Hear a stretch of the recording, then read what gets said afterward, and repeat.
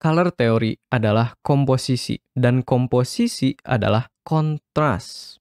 Let me explain. Jadi, warna itu ada 3 unsur. Hue, saturation, sama value. Hue adalah apa warnanya. Jadi kayak warna merah, kuning, hijau, di langit yang biru. Saturation atau saturasi adalah segimana tajam warnanya. Kalau saturasinya tinggi, warnanya bakal terlihat neon dan tajam. Sedangkan kalau saturasinya rendah, warnanya bakal terlihat soft dan pastel. Dan terakhir yaitu value. Value adalah segimana terang atau gelap warnanya. Kalau value-nya tinggi, warnanya bakal terlihat terang kayak warna putih. Sedangkan kalau value-nya rendah, warnanya bakal terlihat gelap dan suram.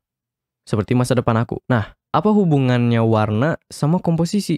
Gini, dalam komposisi ada yang namanya focal point. Focal point merupakan fokus utama dari gambar kita. Jadi misalnya kalau kita gambar karakter, biasanya focal point atau fokus utama dari gambar tersebut adalah muka karakternya. Tapi ya, kalau mau focal point yang lain, mah enggak. Nah, tujuannya komposisi adalah gimana caranya kita bisa menonjolkan focal point tersebut agar menjadi hal yang paling pertama dilihat oleh orang lain.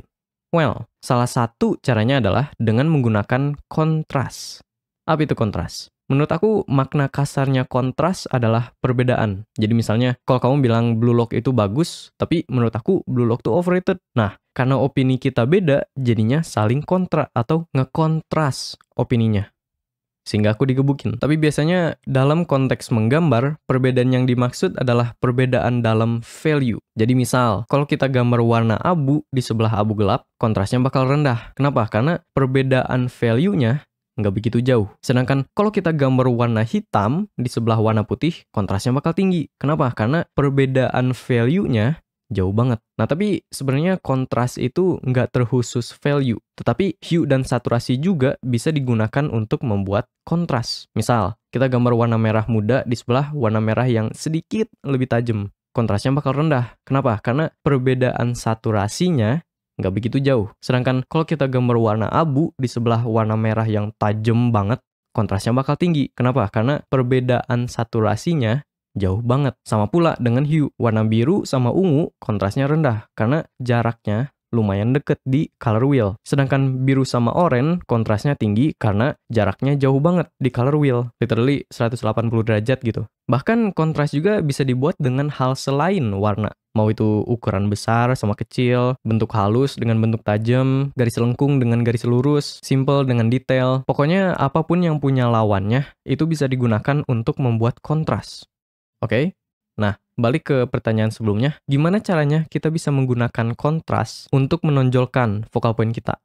Well, buat itu kita perlu contoh. Jadi di sini ada gambar dari artis Ask, mungkin kalian ada yang kenal. Nah, kalau kita convert ke grayscale atau hitam putih, kita bisa lihat, kebanyakan dari gambarnya menggunakan value-value yang mirip, kayak warna abu, abu gelap, sama hitam. Sehingga, karena value-nya mirip, kontrasnya jadi rendah. Oke?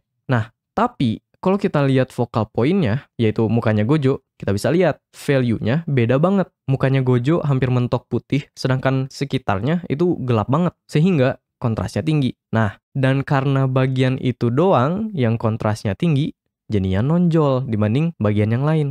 Udah, sesimpel itu.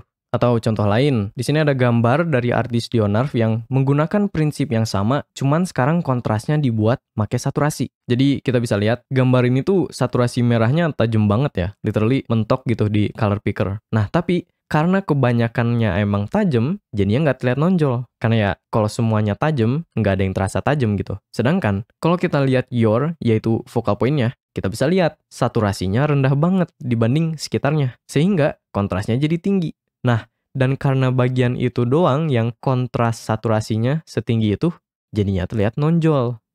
Mulai nyadar nggak polanya? Atau contoh lain lagi, di sini ada gambar dari Dionarf yang menggunakan prinsip yang sama, tapi menggunakan hue untuk membuat kontrasnya. Jadi kita bisa lihat kebanyakan dari gambarnya menggunakan hue yang agak hijau biru gitu ya. Sedangkan di bagian focal point, warnanya oranye sama merah tajam. Nah, di mana posisi merah sama oranye di color wheel? Literally seberang dari hijau sama biru, 180 derajat, komplement gitu. Sehingga kontrasnya tinggi. Nah, dan karena bagian itu doang yang punya kontras hue setinggi itu, jadinya nonjol dibanding bagian yang lain. Udah, sesimpel itu. Jadi balik ke pertanyaan awal, gimana cara menggunakan color theory dan kontras? Well, tentuin dulu bagian mana focal pointnya, bagian mana yang perlu dilihat pertama oleh orang lain. Terus buat bagian yang bukan focal point, bikin kontrasnya rendah dengan menggunakan hue, saturasi, dan value yang mirip. Sedangkan di focal point, bikin kontrasnya tinggi dengan menggunakan hue, saturasi, dan value yang beda. Biar apa? Biar karena bagian itu doang yang kontrasnya tinggi, jadinya nonjol. Sehingga color theory adalah komposisi, dan komposisi adalah kontras. Oke, itu teori dasarnya. Sekarang dengan teori tersebut, kita bisa menjawab beberapa pertanyaan penting. Seperti, kenapa warna aku terlihat flat?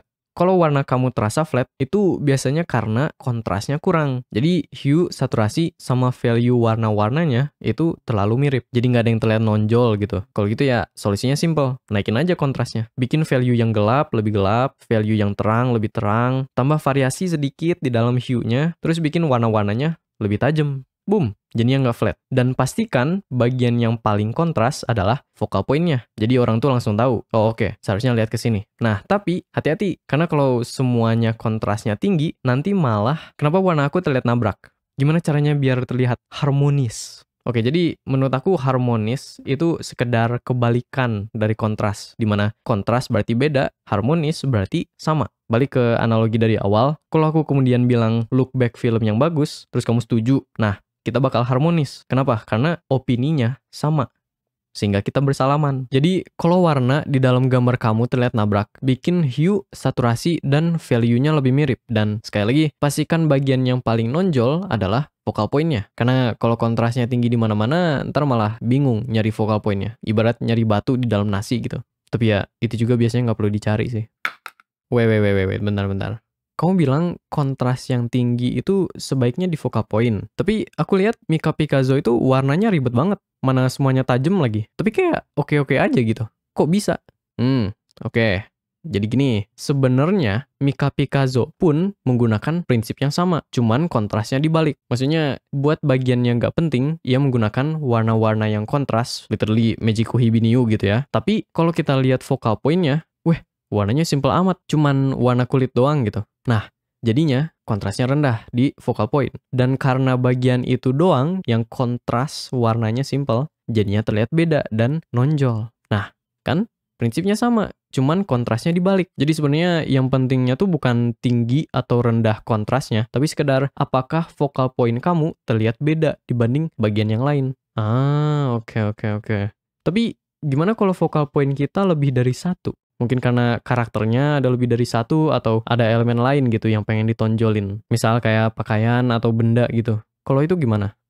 Oke. Kalau itu tergantung kita. Antara bikin semua focal point-nya sama-sama penting, yang berarti kontrasnya juga sama-sama tinggi dan sama-sama nonjol, atau urutin dulu focal point-nya dari yang paling penting ke paling nggak penting. Terus semakin nggak penting focal point-nya, gunakan kontras yang semakin rendah. Contoh, jadi di sini ada gambar dari artis Carles Dalmau dan kita bisa lihat dia tuh tahu persis di mana focal point yang paling penting dan mana focal point yang paling nggak penting. Jadi kita bisa lihat di focal point yang paling utama, yaitu karakter ini, dia menggunakan value yang terang, sedangkan sekitarnya kan gelap gitu ya. Jadi nonjol secara value. Tapi selain itu, dia juga menggunakan warna merah yang tajam di jaketnya. Jadi dibanding sekitarnya yang cuma hijau doang, nonjol secara hue sama saturasi. Itu yang pertama. Selanjutnya ada karakter ini yang warnanya juga merah, tapi merahnya tuh nggak setajam jaketnya karakter ini gitu. Jadinya nonjol tapi nggak senonjol yang paling utama. Terus selanjutnya ada karakter ini yang saturasinya makin rendah lagi dibanding yang ini. Terus selain itu warna dia agak lebih ke oranye sama kuning gitu, yang jarak dari hijaunya lebih dekat. Terus selain itu kayaknya dia lebih gelap deh dibanding karakter ini. Selanjutnya ada karakter ini yang walaupun value-nya terang banget, tapi karena warnanya lumayan mirip sama background-nya, sama-sama biru gitu ya. Jadinya nonjol tapi nggak senonjol sebelum-sebelumnya. Dan terakhir ada karakter ini sama yang lain di background yang perbedaannya tuh cuman matanya doang, yang warnanya terang sama agak lebih ke kuning. Jadi kita tuh tetap notice di situ tuh ada karakter, tapi nggak nonjol karakternya. Biar apa? Biar focal point utamanya masih karakter ini. Oke. Tapi gimana kalau... sebentar. video ini ngebahas teori dasarnya doang, Bang. Nanti di video selanjutnya baru aku ngebahas soal color harmony dan color relativity. Keren banget tuh namanya. Jadi subscribe biar nggak lewat, dan kalau video ini berguna, jangan lupa like dan share video ini ke teman-teman kamu yang mungkin lagi mumet mikirin color teori. Dan kalau kamu ada pertanyaan tentang color teori, boleh komen di bawah biar aku nggak lupa untuk membahasnya. Selain itu, aku perlu kasih kredit ke video ini yang akhirnya membuat aku paham soal color teori. Jadi kalau kalian mau nonton, kalian bisa klik di sini. Dan kalau kalian perlu tips buat gambar muka, kalian bisa nonton video berikut. That's all for me. See you later.